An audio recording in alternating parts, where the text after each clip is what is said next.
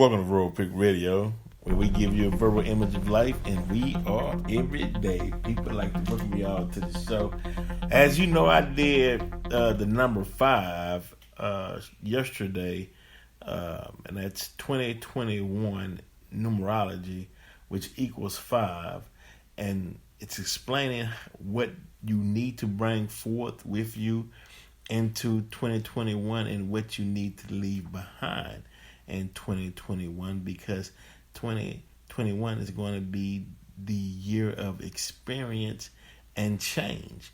So today I have Natasha on the show with me today. We're going to go through how to get rid of past traumas so you don't bring them forth into the future, right? Because it's like you're dumping old weight. You're getting rid of old weight, as Erica Badu said in the song, "Don't be the bag lady or the bag man or whatever carrying your problems with you going into this future, because it's a lot of things you're going to need to pay attention to in 2021, so you don't need the extra baggage, if you get what I'm saying."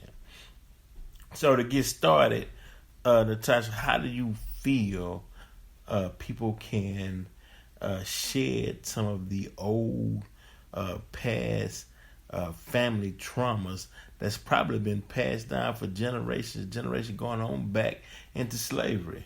And what's a technique they could use? The first technique, or the first thing you want to do, is you want to actually acknowledge that there is some trauma, there is some dysfunction within the family. There are some behaviors that have been passed down from maybe as far as your back as your great grandmother. But the first step to dealing with any problem that you have is to acknowledge it. And once you acknowledge it, then you're telling the truth. And, you know, as they usually say, the truth will set you free. It's very old and very cliche, but it's very accurate. Exactly. Okay, the truth, right? Because it is truth. And you relieve that burden, so you free of that burden, of that old slave mentality, or even certain circumstances that you had to do in a particular period in time, i.e. slavery, in order to get by. Well, those instances don't exist today, so it does no good to carry them on into the future. Now, Natasha, by overcoming these traumas, how will that benefit the individual? First of all, you're releasing a burden. So any time that you decide to acknowledge something that's been hurting you, or you've been traumatized in some particular way in the past, that's the first step to healing. And I think with this particular Generation Z, even our Generation X, the millennials, there's been a lot of, what do you want to say, them actually acknowledging that people in their lives are toxic, something that our generation wasn't able to do, something the previous generation wasn't able to do. And they're a little bit more expressive. They're a little bit more warrior-like when it comes to their true spiritual healing. Not in the sense of, and I'm not talking about the Christian or, you know, anyone that's deep into a particular religion, but this is true spiritual healing. And it's different from going to a particular book of a particular people that just relied on maybe the book and not the actual science and math of the book and the actual science and math of healing. There is mental techniques that you could actually use, but healing is also a process. So it's not like, okay, you acknowledge it, that's the first step. The second step is to actually figure out what your problem, to figure out how to handle what your problem really is, meaning that this is the age of the apocalypse. So the information is just everywhere. I mean, it's at your fingertips. It's not we're not in the time where we actually have to travel so far to go to the library and, try to look this information up and try to figure things out. There's actually people that are online that have gone through the same things, and they've actually taken the steps to master particular traumas, and that's another signifying thing. It lets you know that you're not the only one that dealt with this particular thing. Right. And it's a lot of people out there that give testimonies, if you want to call it that, or they let you know they've been working on this particular. But it's acknowledging is only the first step, and the second step is to actually do research about that particular thing. Study psychology, study the different healing techniques, and they'll let you know, okay, this stems from this, or this stems from this particular thing. A lot of these things are transgenerational. Like I said, it stems back to even your great-grandmother. Well, say an individual is packing a heavy burden, right? Mm-hmm. Packing a heavy weight on their shoulders, and they want to release it, right? And it stems from one of the elders. It could be the grandma, grandpa, uncle, aunt, great-grandparent, whatever. How do they can confront them or talk with them about an issue that maybe they did to them that's they've been carrying around for years without hurting that person's feeling or feeling like they're going to destroy the person by confronting them with said issue? Okay, so if it's an elder of yours, 9 times out of 10, you were just a child when this particular thing happened to you. So you're not at liberty to hold the pain of an adult or be responsible for another adult in that particular way. They didn't consider whether or not they would hurt you. They didn't consider whether or not that it would hurt your feelings and the type of things that it would do to you along the way. So that's a heavy burden for a child to have to pack. Although I did say that you still want to be careful in confronting people, only because sometimes people come at you with come out the anger. Bag on you. Yeah, they come in because before they're a predator, they're a victim. Mm-hmm. And I know we talk about R. Kelly and his predatory nature and things that he's been doing, and why he's in jail, but he was a victim before he was a predator. Mm-hmm. And this is how these types of things happen, and it perpetuates and goes on and to the next generation and so forth until somebody says, okay, it stops with me. Mm-hmm. But if you have feelings about confronting this person, or if you are scared, or you don't necessarily want to face them, I know it sounds cheesy and maybe a little tacky, but a text. Right. Okay. Yeah. Or you can invite them out, and sit down, have coffee, have your support in the back, someone maybe with you, far off, but in sight, and confront this person the best way you possibly can. I mean, I've seen these kids do that, but mm-hmm. these kids are so raw. This Generation Z, mm-hmm. they're so, I don't know, they're extremely brave, and then on the other hand, extremely out of sync with certain things. But I've seen where victims have been confronted about things that they've done, and they've met them at the church. Mm-hmm. I mean, I've seen a lot of videos about that. Mm-hmm. Them going to the church. You violated me and my sister, and we just want to know why you did that. So these kids are really brave. So I think we could take some of what they have, this generation, mm-hmm. and maybe use it to our advantage. The kids, sometimes are an example. And if you feel just that strong about it, try not to go with so much rage, because, you always want to have foresight and projection in a situation. Now, is it possible for someone to carry a burden of trauma and it affect their physical health? Yes. There are spiritual reasons why a person would develop cancer or die of a particular disease, because disease is discomfort, dis-ease, and we've been taught that, by the Honorable Elijah Muhammad and his predecessor Farrakhan and the followers.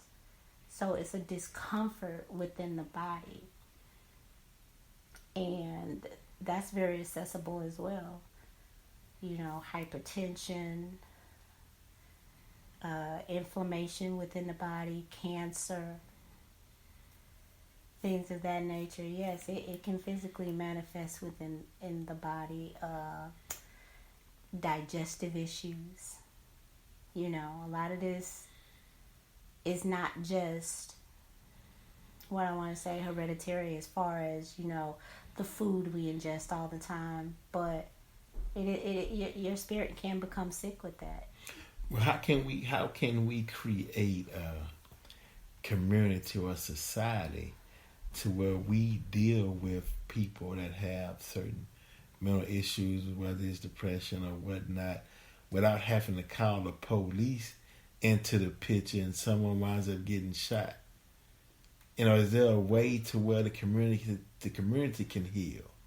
And I know the minister, you right, brought out Dianetics and whatnot was a way of as a process, but is there any type of way to where it can be dealt with right now, or we haven't came up with it yet, and we might work on that in the future? But right now, it just seems like you hear so many instances where a young man or a woman or whatever, had an episode, and the loved ones call the police, hoping that they would take them to an institution or calm them down or whatnot, and they wind up shooting them, killing them.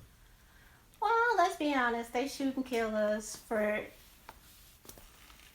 anything, for a number of reasons. So, but since we are talking about mental health issues, first of all, you have to care. There has to be, there's a difference between empathy and sympathy. Empathy is when you've actually walked in these people's shoes and you can empathize. You've been there. But everybody hasn't been in that deep of a situation or that type of deep situation. So now we have what you call sympathy. So when you have sympathy, you show a certain type of care and concern for a person. And before you call the police, think about it. But look up the ways and the techniques that if you're dealing with someone with mental health issues or special needs, there are techniques out there to calm them down, for you to get a break, for you to bring in help to help you deal with the situation, instead of just being there 24/7. With that type of thing, it takes a community, and you need to reach out to the social services within your community first. And then you need to educate. There are different types of mental issues that people deal with: bipolar disorder, other psychosomatic issues that people may have, that where there's a breakdown in just their daily quality of life and how they are able to function. But again, we need to look inside the family, because typically the patient is the one that's telling you there's a lot wrong here. There's a lot going on here, and I can't handle it. I can't deal with it in that particular way. I can't ignore it as if it does not exist. And so each individual home is going to have to step up and stand up for themselves and their families. But there are a lot of social services out there that are that can help you with those particular things, and they can give you the steps before you call the police. I'm pretty sure there are steps that someone can take before they decide to call the police. The police is a last resort. You saving yourself is a first step of action. I do want to say that if this person had just completely lost it, you have no other choice, no other family is there to help calm this person down. Unfortunately, that may be the best way. But we look up everything else. We're into everything else. We watch everything else. if you're dealing with that kind of situation, you should know the ins and outs of your situation, and you should be able to know techniques on how to bring this person back down to at least 5. Right, and it goes back to what you were saying, sympathy. If you have someone in your home, or that is suffering from something, then study the science, and as you stated, techniques, the science on how to deal with it, instead of making fun of that person and using that person as a tool. It's more. Can we admit that happens? That happens in this community, and I think it needs to be addressed. There's nothing funny about mental issues. There's nothing funny about someone who talks to someone about their mental health. We are people that stayed in bondage for 400 or 500 years, and the atrocities that we went through. You don't think we need some type of facilitation for help, for mental health? We do. Yeah, as Freeway Rick Ross stated on that first docudrama we did, Everyday People, the movie, he called it post-traumatic slavery disorder. Even in the book Consequences, how a young person can be walking to school and sees a dead body and got to continue to go to school and deal with that for the rest of their life and never see aid from that trauma. Versus a white parent can ride by and their child see a deadly accident on the side of the road, they taking that child to therapy. Our lives is just as valuable as anybody's lives on this planet. So you do things to keep your lives intact, as if you would your vehicle. If something going wrong, you taking it in to get service. Then if you speaking with a mental health provider, you're going to get service. So there's nothing wrong with service. It is a plethora of information. It's a sea of information online about these things. And you really don't have an excuse at this day and time, because there's so much information at your fingertips. Yeah. Now to recap, these are instructions so you don't carry on old past trauma into the year 2021, because that's not going to cut it. It's not going to get it. You cannot carry on old traumas into the year 2021, because you're going to get lost. So this is our way of giving back to the community, definitely. And so before we go, can you tell us why